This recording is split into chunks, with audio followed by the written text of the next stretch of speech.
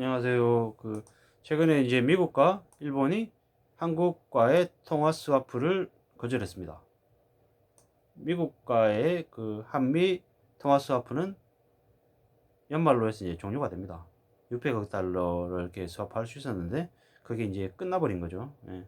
그리고 뭐 일본은 뭐 계속해서 이제 한국에게 그 통화 스와프 거절의 의사를 계속 보였던 거고요.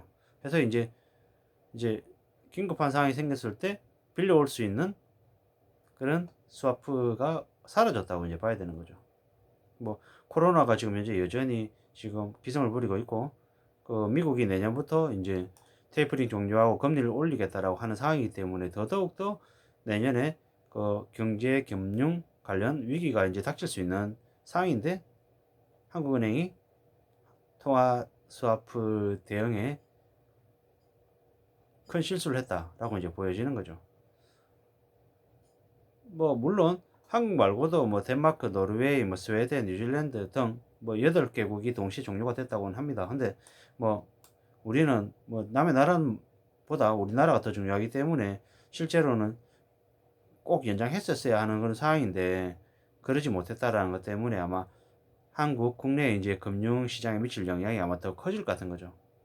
뭐 물론 뭐 여기 뭡니까 한국은행 총재 같은 경우에는 뭐 위기가 닥치면은 뭐 다시 스와프 협의할 수 있다고 얘기하지만은 사실 그건 그때 돼봐야 아는 거고 연장하는 건 쉬워도 새로 계약을 체결한다라는 것 자체는 뭐 또 쉽지 않은 걸로 이제 보여지는 거죠.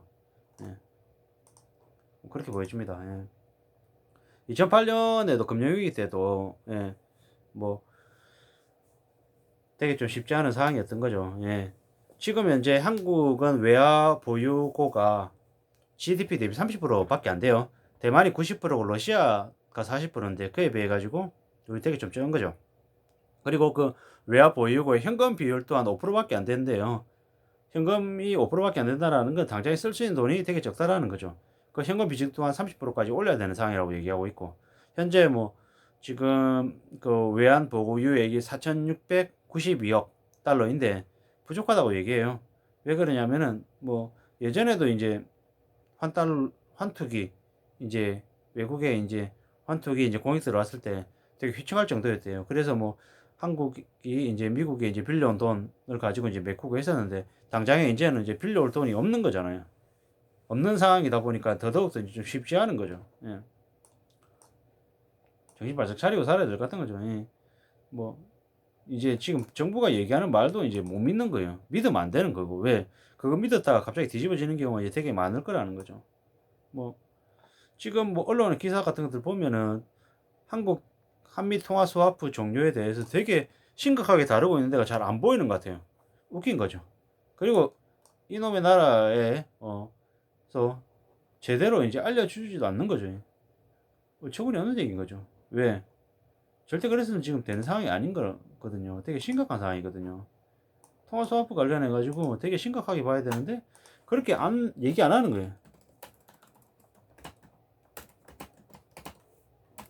지금 뭐 스와프라고 이렇게 치면 그냥 올해 말 종료한다. 외환시장 영향은 뭐 그다지 뭐 영향이 없는 것처럼 이제 뉴스들이 이렇게 뭐 크게 나와 있지도 않아요. 예. 조건이 없는 거죠.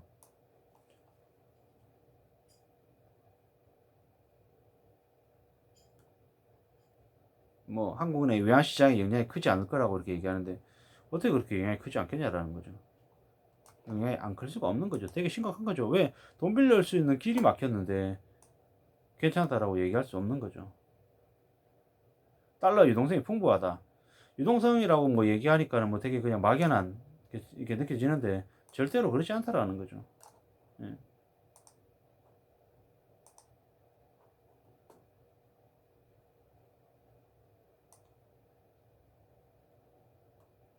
예전에 이제 이명박 시절 때 환율이 1,100원이다가 갑자기 환투기 공격받고 난 이후에 뭐 1,270원, 1,280원까지 갔었거든요. 그걸 겨우 이제 돈 빌려 와가지고 이제 1,090원까지 이렇게 낮췄었는데 뭐 지금 현재는 벌써 뭐 1,200원 이제 왔다 갔다 하고 있는 되게 상황인데 그 상황에서 이제 환투기 공격받거나 이러면은 되게 쉽지 않게 이제 뭐 이제 출렁일 수 있다라는 생각이 이제 드는 거죠.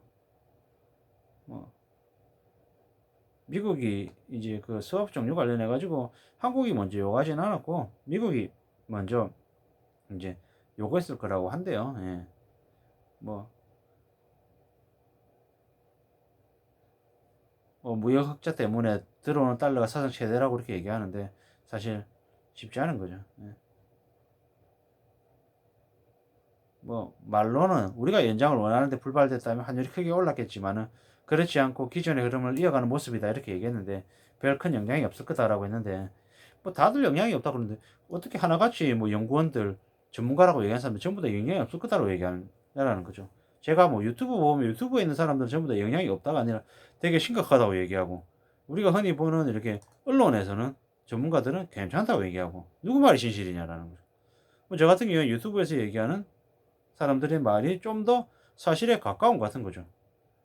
뭐 당분간 긍정적 해석이 가능하다. 당분간 긍정적 해석이 가능하다. 이 말 자체도 말장난 같은 거죠. 당분간 지금 봤을 때 긍정적 해석이 가능하다. 괜찮다는 얘기예요. 뭐 이놈의 뭐 정치권도 마찬가지인 거고 뭐 경제계도 마찬가지고 되게 말을 비비 꼬아 가지고 되게 어렵게 얘기하고 헷갈리게 얘기하는데 왜 그렇게 그들은 헷갈리게 얘기할까요? 왜? 진실을 바라지 않으려는 습성들이 아마 있어서 그런 것 같은 거죠. 아마 앞으로는 더욱더 경제 상황이 안 좋아질 것이다. 뭐 미국도 저렇게 나오고 있고 중국도 심상치 않고 터키는 이미 아작이 나고 있고 뭐 이런 여러 가지 모습들이 우리한테 보여주는 신호가 아니겠나라고 이렇게 봐야 되는 거죠. 참 두렵고 겁내고 염려해야 되는 사항이다. 그렇기 때문에 어떤 식으로든 현재 나의 삶을 좀 잘 좀 대비할 수 있게끔 애써야 되겠다라는 게 제가 당부드리고 싶은 말씀입니다. 오늘 하루도 생업에 충실하고 성실하게 열심히 잘 이어나가셨으면 좋겠습니다. 이상입니다.